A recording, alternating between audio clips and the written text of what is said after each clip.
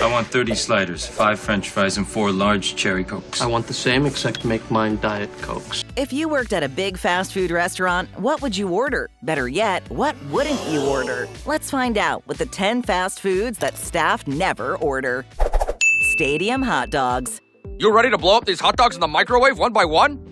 Baseball season. The crack of the bat, the roar of the crowd, and the unmistakable scent of hot dogs wafting through the stadium. But here's a little secret that might give you pause during your next ballpark visit. The truth about those stadium hot dogs. Picture this, rows upon rows of hot dogs kept hydrated in warm water at the stadium. Sounds innocent enough, right? Well, hold on to your mustard bottles because things are about to get a little questionable. You see, any unsold hot dogs and the water they've been bathing in are dutifully stored in the fridge, ready to make a comeback at the next event. Now, we're no hot dog expert, but we have to wonder, how old is that water? Whoa, God, yuck, yuck, yuck. According to an anonymous employee, the practice is to toss out the hot dogs and water after 3 days. Sounds reasonable, right? Well, think again. Management apparently has a different stance on this matter and advises against such waste. So who knows how long those hot dogs have been marinating in lukewarm water before they make it onto your tray. Now, don't get us wrong. We're sure those hot dogs start off perfectly fine when they're first removed from the package. But once they take that fateful dip into the murky waters, it's anyone's guess as to their true age and condition. Taco Bell's beans. Hey, the Taco Bell thing is not a bad idea. Brace yourself for a revelation that might make you think twice about ordering anything related to those little legumes at the Bell. According to insider information from Taco Bell employees, these beans have a bit of a reputation among the staff. Spoiler alert, it's not a good one. Apparently, the beans at Taco Bell have a tendency to age faster than a banana in a heat wave. Imagine the horror when these beans are left unstirred for too long. Cue the development of a ghastly film layer on top. Yuck! It seems that while most items on the Bell's menu are relatively safe bets, the beans are such an exception that even the employees steer clear of them. Who can blame them? Now, let's get into the nitty-gritty of Taco Bell's bean-making process. Brace yourselves again, because it's a tad unsettling. The beans in question are nothing more than dried pellets that are rehydrated with boiling water. Now, before you write off these beans as a complete disaster, it's worth mentioning that the process of using dehydrated, refried beans isn't entirely unheard of. Oh, I've never heard that one. You can actually find similar beans in food supply stores. So, in a way, Taco Bell's simply embracing a well-established tradition. But let's be honest, the idea of beans turning from dried pellets to something edible in mere moments might not sit well with everyone. McDonald's Filet-O-Fish.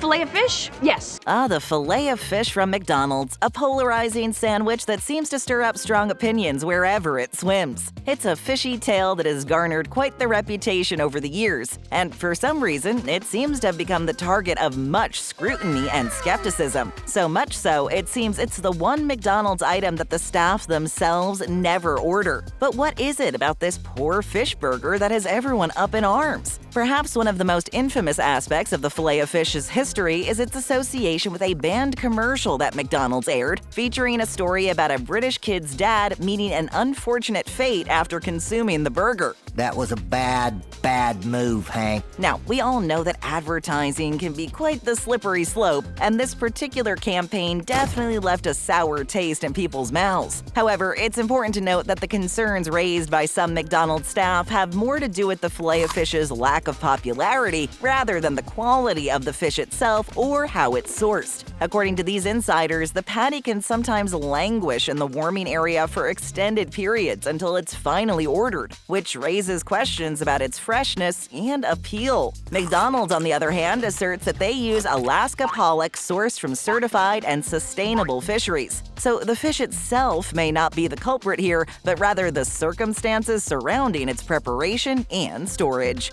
New to BabbleTop? Then how about hitting that subscribe button? It's easier than getting the right order at the drive-thru. Thanks. Thank you. Frappes and Ice Cream. Ice cream man? Let's cool down for a moment and dive into the realm of frappes and ice cream delights. When it comes to chilly beverages, the frappe takes the crown as the more indulgent sibling of iced coffee. Picture a tantalizing blend of ice-cold coffee, sweetened to perfection with a velvety layer of cream on top. It sounds like a dream, doesn't it? Well, for employees at McDonald's and Starbucks, they tend to have a different take on these frosty treats. You see, one of the first things they'll tell you is to steer clear of the frappe. Why, you ask?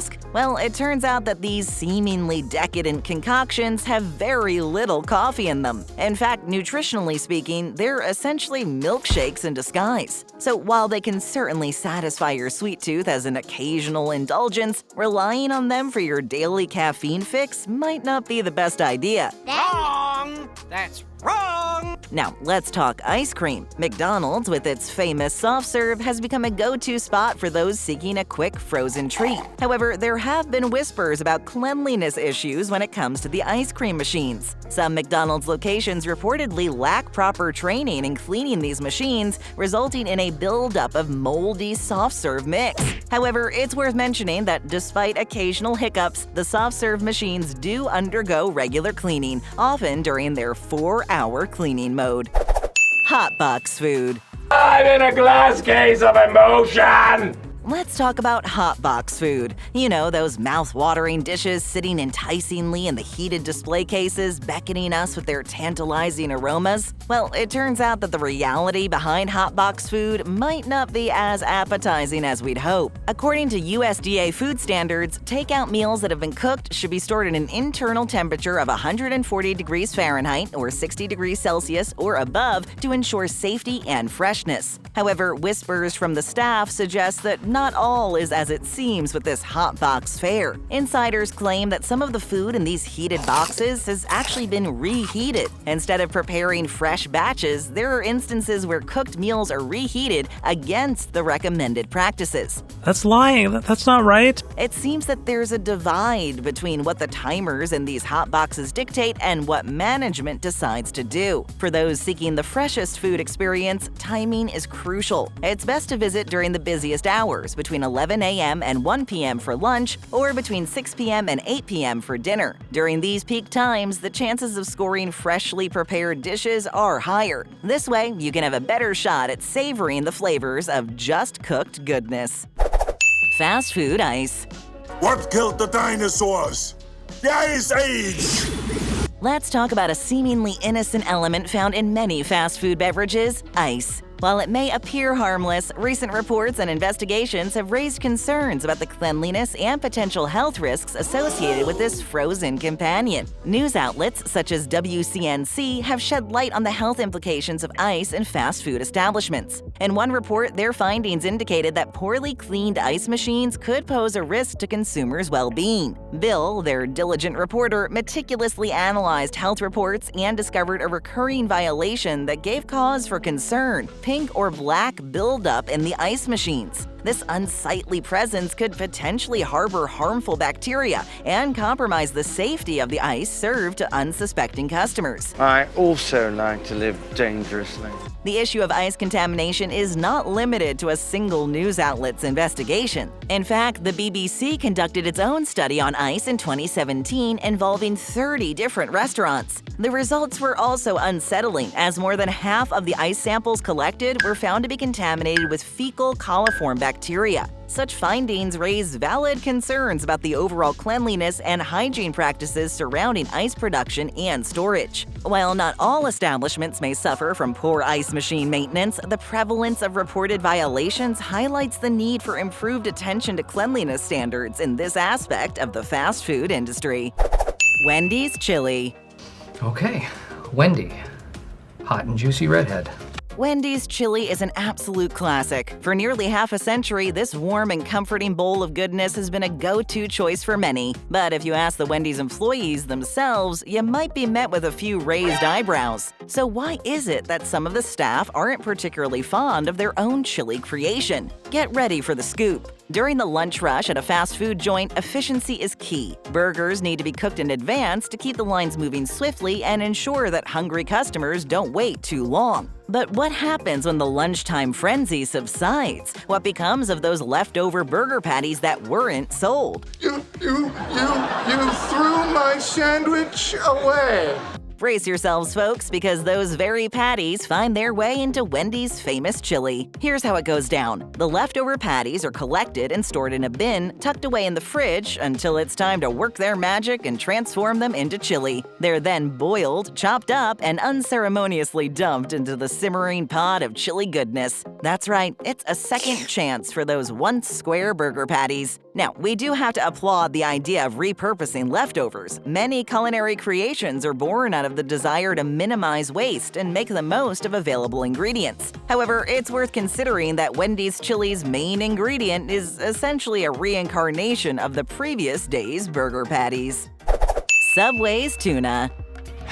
Tuna can, Jerry. Let's dive into the depths of the Subway menu and shine a light on a sandwich that has left even the employees raising an eyebrow: the infamous Subway tuna. So why is it that the Subway staff tends to steer clear of their own tuna creation? Well, friends, prepare to have your perception of Subway's tuna shattered. In a shocking turn of events, Subway's faced accusations of misleading their customers with claims of serving 100% tuna. The allegations sparked such intrigue that some individuals even went to the extent of getting Subway's tuna tested for its DNA composition. Brace yourselves for the results because they are far from appetizing. Out of the 20 samples tested, a staggering 19 of them showed absolutely no traces of tuna DNA. Yes, you heard that correctly, not a single strand of tuna DNA. I lied. I lie all the time. Instead, traces of other animal DNA, including chicken and pork, were detected. Talk about a fishy situation. Naturally, Subway was forced to respond to these disturbing findings. Their official statement claimed that there was no truth to the allegations made in California. According to Subway, they deliver 100% cooked tuna to their restaurants, which is then mixed with mayonnaise. However, it's hard to ignore the fact that the lack of tuna DNA in the samples raises some serious questions about the authenticity of Subway's tuna.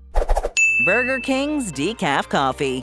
That's too much coffee. I also love coffee. Let's talk about decaf coffee, the seemingly innocent alternative for those seeking a caffeine-free beverage. While it's commonly offered at various coffee chains and fast food establishments, there's one place that doesn't bother brewing decaf: Burger King. According to an employee, when someone requests a decaf coffee at Burger King, the management's response is rather surprising. Instead of providing a genuine decaffeinated option, they allegedly train their employees to dilute their regular coffee with water. This revelation raises questions about the integrity of the decaf coffee experience at Burger King and may leave decaf enthusiasts feeling disappointed. KFC's potatoes and gravy. How could you even tell that this was vegan? Try the Beyond Mashed potatoes and gravy, too.